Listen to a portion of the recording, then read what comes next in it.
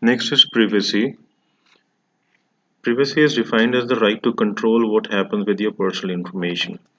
This simply means, children, that whenever we buy something, we must read the privacy policy of that company. Okay, now it is made mandatory by the Internet Authority that you have to write your privacy policy, and it should be well in front of everyone. Okay, it should not be hidden somewhere. But sometimes the privacy policy is not on the main page, right? Some of the sites, some fraudulent sites, they put it deep underneath some long link which the people rarely read. Sometimes its font is made very, very small so that it's not readable, all right? And nobody likes to read it or go through that. So if we do that, we are putting our money or time on risk, okay? So ethically, see this last paragraph. Ethically, an e-commerce site should clearly state the privacy policy declaring how it uses and shares the gathered customer data or whether a customer can choose to keep this information private. However, many other policies, the privacy policy is also buried in a long and fine printed legal document that customers rarely read, thus putting their information at risk to be distributed, sold, and misused. So you are using your password, right? You are writing your username or whatsoever, some sensitive information. Now, once it has gone to the other company, they can use it in any way, right? So we must read the privacy policy of a company before going further. Now, let's see how to safeguard our privacy. Well, there are three components, as they say. The three components have converged together: technology, people, and the processes. Okay, so how to limit your data exposure online? First of all, with people, do not share your sensitive financial information like credit card numbers or personal verification details or OTPs, etc., with anyone. Okay, especially on the phone. We have the processes next. Processes means we have to check their privacy policy, like we have discussed just now. Privacy policies we must read. Secondly, select the privacy clauses that restrict online retailers to share your personal information with the other businesses. We don't want that, of course. And thirdly, read the reviews of the online customers. There is a reviews section. You all might be knowing about that. Before we make any purchase, for example, you like a camera online, you must go to the reviews section of that camera and then check out what the other people have to say about that camera, right? So read the reviews carefully first and then go for it. The third thing is the technology. We must set a strong password which is not easily traceable. Then whenever we are using some website, we must check the HTTPS. Okay, the URL should start from HTTPS. S means in this case it is the secure connection. Okay, next is we must update our operating system, because whenever we update our operating system, we are given a regular update. Okay, so that the our operating system performs correctly and properly. Okay, and there is nothing malicious or illegal going on there, right?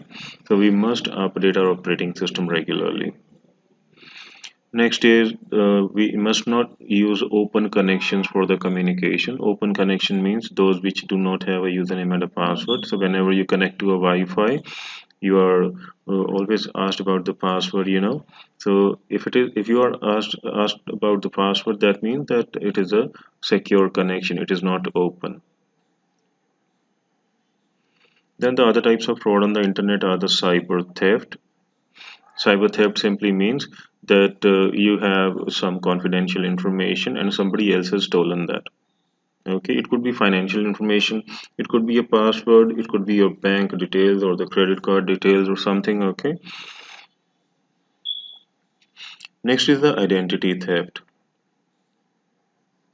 Identity theft means that somebody has stolen your identity. It could be it could be some through the use of some fraudulent messages, all right, like your Aadhaar card is stolen or something, right? So, in any case, that is an identity theft.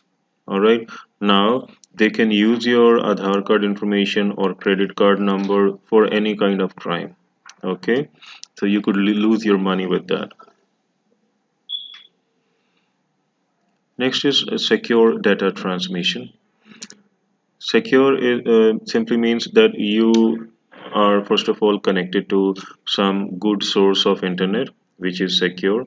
Then you are using some good sites which are secure. For example, the URL like we discussed just now, it should start from HTTPS, right? He's using a term authentication over here. If you see, authentication and authorization. Authentication means that are you uh, an authenticated person? Are you the real person who you say you are? Right? Authorization means you are authorized for a particular job, right? So let's read this a little bit. Authentication is the basis of access control mechanism, which is essential in securing data. When an individual introduces himself or herself to the security system, then his or her identity has to be verified. This is called authentication. Now, that identity verification could be through the use of a credit card, or it could be through the use of some username password. It could be through the use of fingerprint. Okay, all these are the methods of authentication. The username and the password are the most common forms of identification and authentication respectively. However, in present times, only this information is not adequate. So authorization is also required to access network. Next, we have the IDS. IDS means intrusion detection system. An intrusion detection system checks all network movements and identifies doubtful patterns that may indicate a network or system attack from someone attempting to break into a system. For example, a firewall. Now, if you don't know what a firewall is, it is a system which prevents your computer from the rest of the world operating some malicious thing, right? Now, if your system is firewalled, if your firewall is on, nobody can break into your system, they cannot steal anything. So it's better that your firewall should be strong. Okay, as he has very beautifully depicted this thing. This is your LAN, the local area network, and this is your firewall, and this is the internet. So see, who is in between the internet and your PC? It is the firewall. Okay, this. Next is cryptography and encryption. Uh, Cryptography encryption simply means that your data, when it is going on from through the internet to some other person, anybody can read it from in between, right? So what to do? It should be encrypted. When you encrypt the data, then the data is converted into a type of data which is not readable by anyone. So even if some intruder gets in and tries to read your data, he won't be able to read that thing. All right. Now there are two kinds of keys which that system uses, as you can see here: secret key and a public key. Right. Now, whenever it is data is encrypted here, that means that it becomes unreadable. But when it goes to the person somewhere here, right, then it is decrypted. See this? It is decrypted and it is gotten back by the uh, we get back the original data. It means, right? Then we have the HTTPS protocol. HTTPS, the most important thing here is this S. Okay, HTTPS S stands for secure. So whenever you might be aware of this transport layer security TLS, right? This encrypts the information or data using the TLS, the transport layer security certificate, or formerly its predecessor SSL.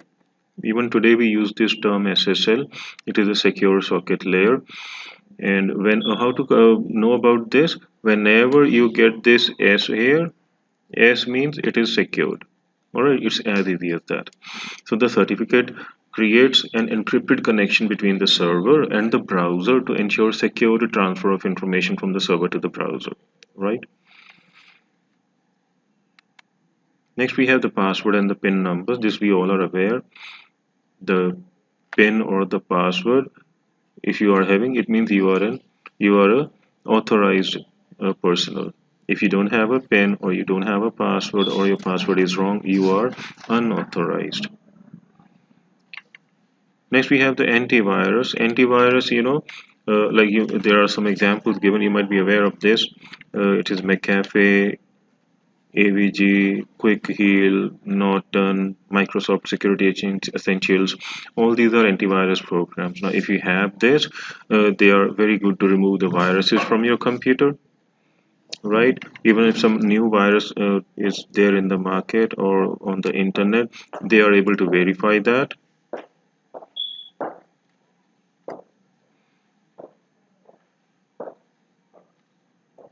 Let's talk about other ethical issues.